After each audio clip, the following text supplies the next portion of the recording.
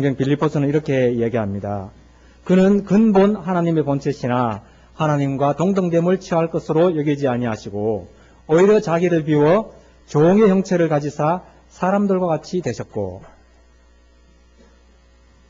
종의 형체를 가지사 사람들과 함께 같이 되셨습니다. 이 말씀은 사람이 되었다 이런 정도가 아니고요.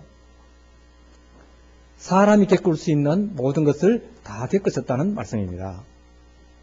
사람이라 하더라도 평생 별 고생을 모르고 사는 사람도 있고 너무 좋은 위치에서 귀한 삶만 살다가 가는 사람도 있지만, 주님은 그렇게 오신 것이 아니고 사람 겪을 수 있는 모든 것을 다 겪으신 분입니다. 히브리서 4장 15절은 그렇게 이야기합니다. 우리에게 있는 대제사장은 우리의 연약함을 동정하지 못하실 리가 아니요 모든 일에 우리와 똑같이 시험을 받으신 이로되 죄는 없으시니라. 모든 시험을 다 받으셨습니다. 시험에 빠지지는 않으셨습니다. 모든 시험을 받으셨기 때문에, 모든 고초와 질고를 다 겪으셨기 때문에 우리를 위로할 수 있으신 분입니다. 그 예수님이 받으신 시험은 잠시 받으신 것이 아니고 십자가를 지실 때까지, 태어나시면서부터 십자가를 지실 때까지 계속적으로 그 시험이 있었습니다. 즉 주님은 우리 모든 인생과 똑같은 삶을 사셨다는 겁니다. 모든 인생과 같은 삶이 아니고요, 모든 인생을 포함하는, 그 모든 것을 포함하는 삶을 사셨습니다. 그래서 본문에 나타나는 이 주님이 겪으신 시험은 모든 사람의 시험을 대표하는 시험이고, 나아가서 이것은 이스라엘 민족이 겪었던 모든 시험이며, 또 현재와 미래에 있는 모든 성도들이 겪어야 할 그 시험이 바로 예수님이 겪으신 시험입니다. 주님은 바로 이스라엘 민족의 그 삶을 그대로 그 과정을 겪으셨습니다. 아시다시피 이스라엘은 출애굽을 해서 가나안에 들어옵니다. 그런데 출애굽에서 들어올 때 맨 먼저 그 유월절 사건이 있습니다.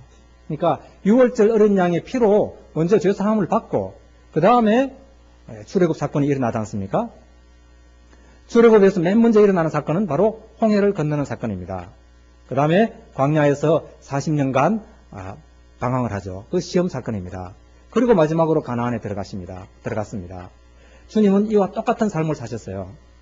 주님은 오순절에 하나님의 어린 양으로 죽으러 이 땅에 오셨습니다. 비록 이런 나중에 십자가가 이루어지지만 하나님의 계획 속에 가장 먼저 있었던 것이 십자가이기 때문에 예수님은 오순절 사건으로부터 출발을 하셨고 그 다음에 출애굽을 하셨습니다.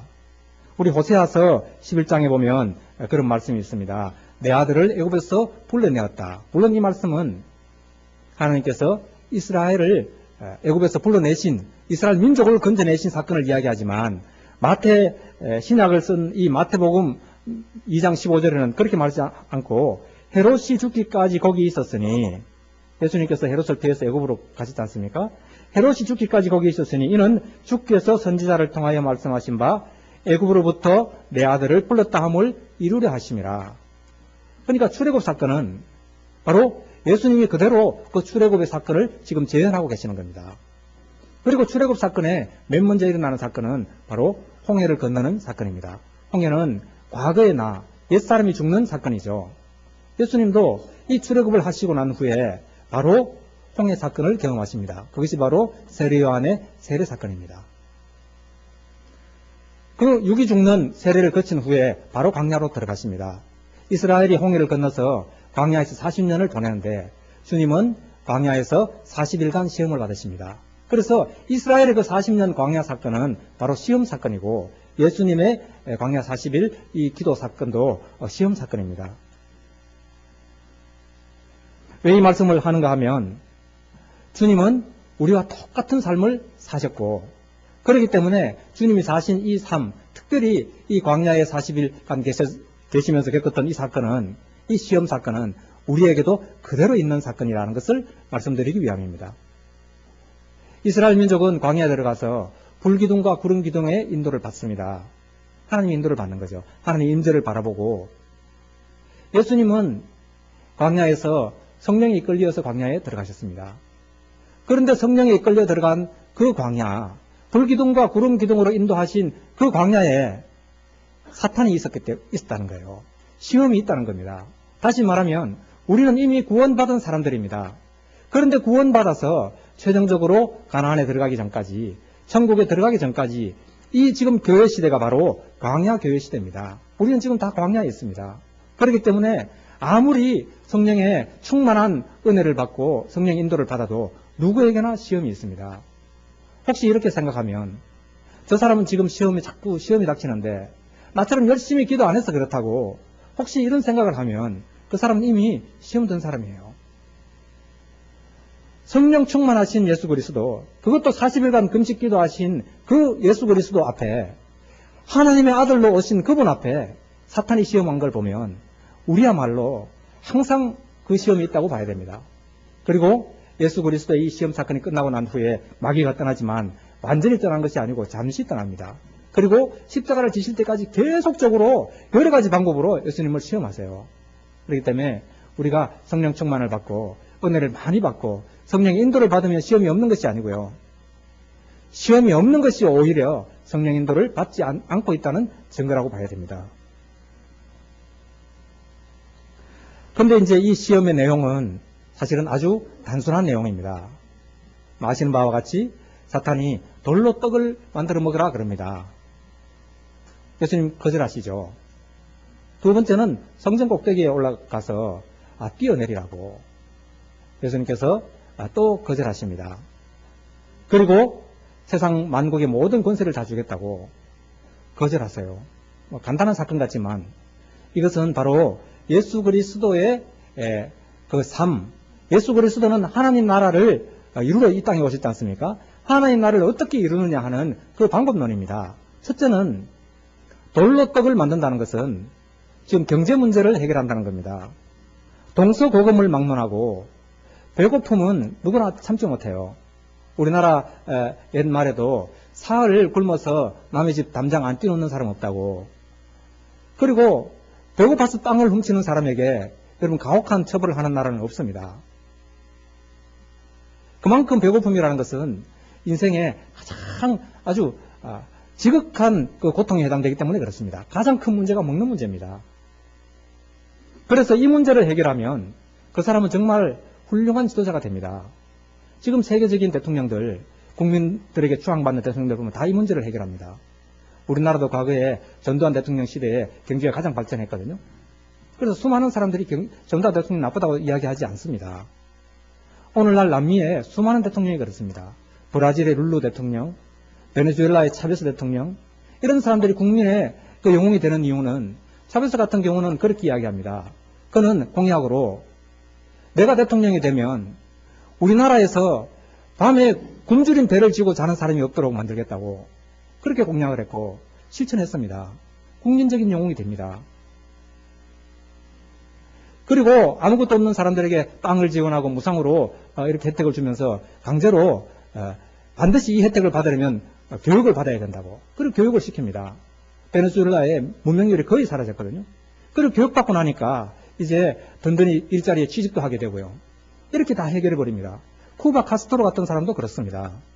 여러분 쿠바 카스트로를 우리 김정은이나 김정일하고 비교하면 안 돼요. 이 나라는 비록 의회 민주주의는 없지만 그 나라에 굶는 사람이 없어요. 가난한 사람이 없고요. 의료보장제도도 얼마나 잘 되어가지고 심지어 성형수술도 다 그냥 공짜로 수술을 한다는 거예요. 이게 무엇입니까? 육적인 문제를 해결하면 민족의 영웅이 됩니다.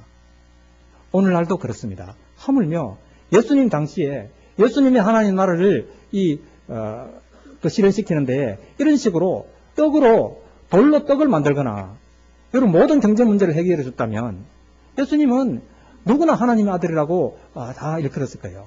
그런데 예수님은 그렇게 하지 않았습니다. 수많은 병자를 고치셨죠. 또 오병이어의 사건도 행하시지 않습니까? 돌로 떡은 안 만들었지만 여러분 작은 그 빵으로 떡으로 수많은 사람을 먹이셨어요. 그 다 하나님의 그 능력이 없는 것이 아니라 능력으로 얼마든지 하실 수 있습니다. 무에서 유도 만드는데 돌로 왜 떡을 못 만드시겠습니까? 그런데 그렇게 하시지 않은 것은 그것은 하나님의 나라가 오게 하는 방법이 아니기 때문에 그렇습니다. 두 번째 시험은 바로 나타내는 시험입니다. 내가 바로 그리스도라는 것을 외적으로 나타내는 것을 의미합니다. 우리에게도 똑같은 시험이 있습니다. 이게 대단한 유혹입니다. 누구나 내가 하고 있다는 걸 나타내려 합니다. 정치인들은 더더욱 그렇고요. 정치인들이 그렇게 하는 건 저는 당연하다고 생각합니다. 정치라는 것은 원래 그렇기 때문에 거짓으로도 나타내고요. 또 그 사람은 그걸 나쁘다고 볼 수도 없어요. 왜냐하면 정치 자체가 그렇기 때문에. 그런데 하나님을 섬긴다고 하면서, 하나님이 나라가 오게 한다고 하면서, 말로는 하나님이 하셨다고 하면서 다 나를 나타내는, 이건 그 하나님 방법이 아니거든요. 마귀는 그렇게 얘기합니다. 그 거룩한 성, 예루살렘 성, 성전 꼭대기에서 뛰어내렸는데 천사가 받들면 분명히 천사가 받듭니다. 이 성경에 나오는 이야기예요. 사탄이 성경에 없는 이야기로 우리를 시험하지 않습니다. 얼마든지 그렇게 할 수 있습니다. 그렇게 하면 모든 사람이 보고 이분이야말로 하나님의 아들이라고 당장 믿지 않겠습니까? 다 믿습니다. 그런데 주님은 그렇게 하지 않는다는 거예요.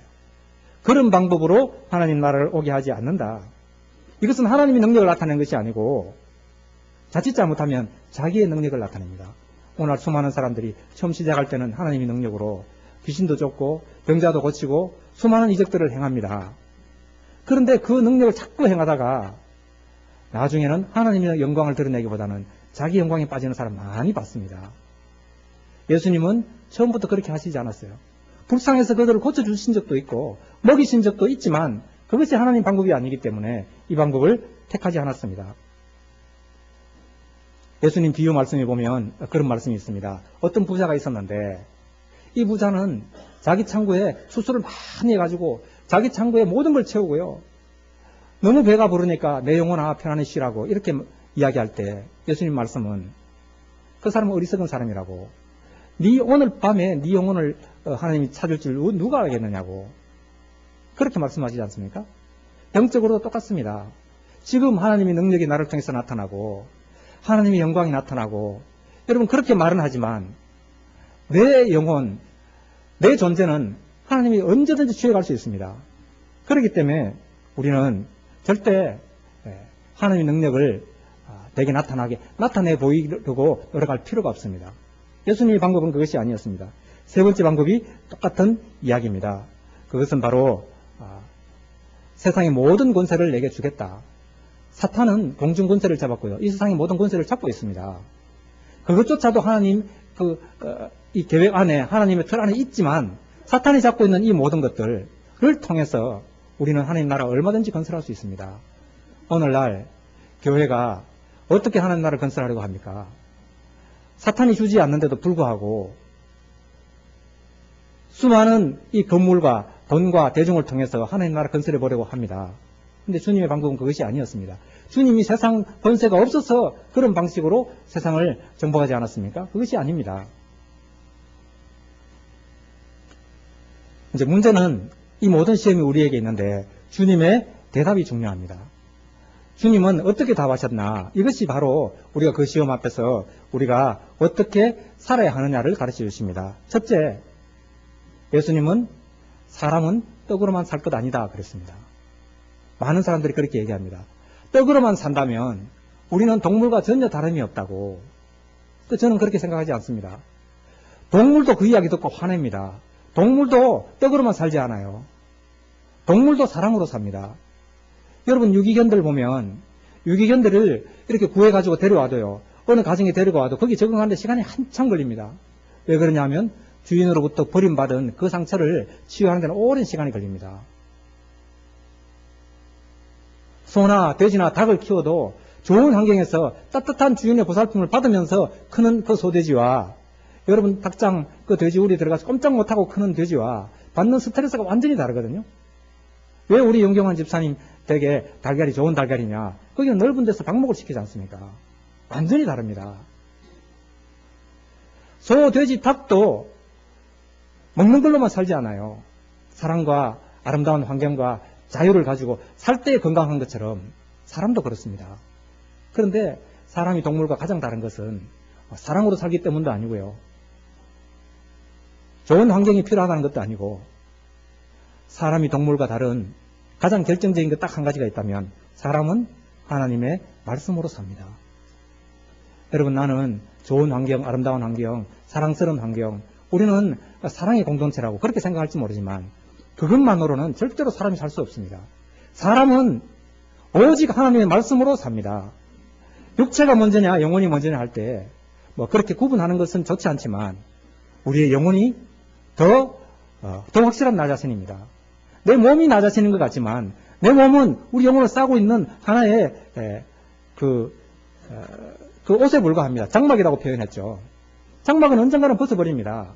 이 장막을 살리기 위해서 사는 것이 아니고 우리는 속사람을 살려야 됩니다.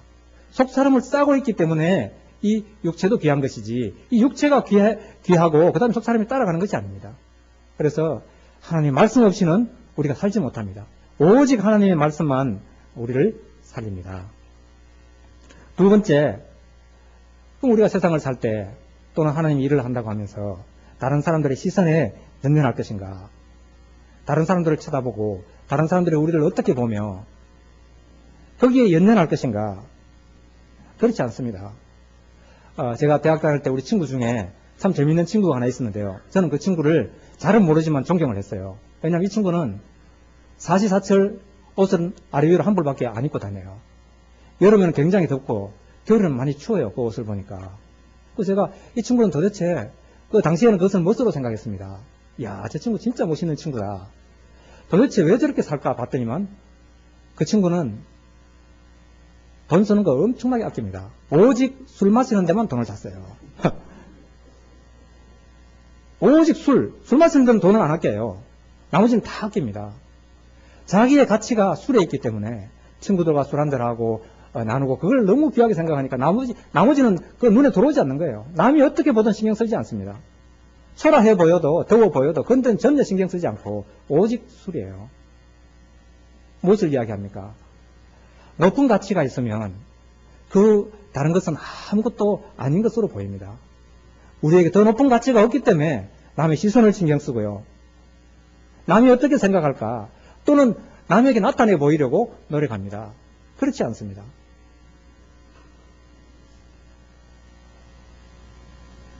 마지막으로 세상의 모든 권세를 주겠다 했을 때 예수님은 사탄아 물러가라. 주 너의 하나님께 경배하고 다만 그를 섬기라. 이렇게 말씀하셨죠. 사탄아 물러가라고 했습니다.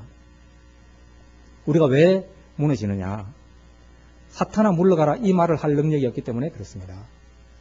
여러분, 사탄은 물러가라고 우리가 담대히 외쳐야 됩니다.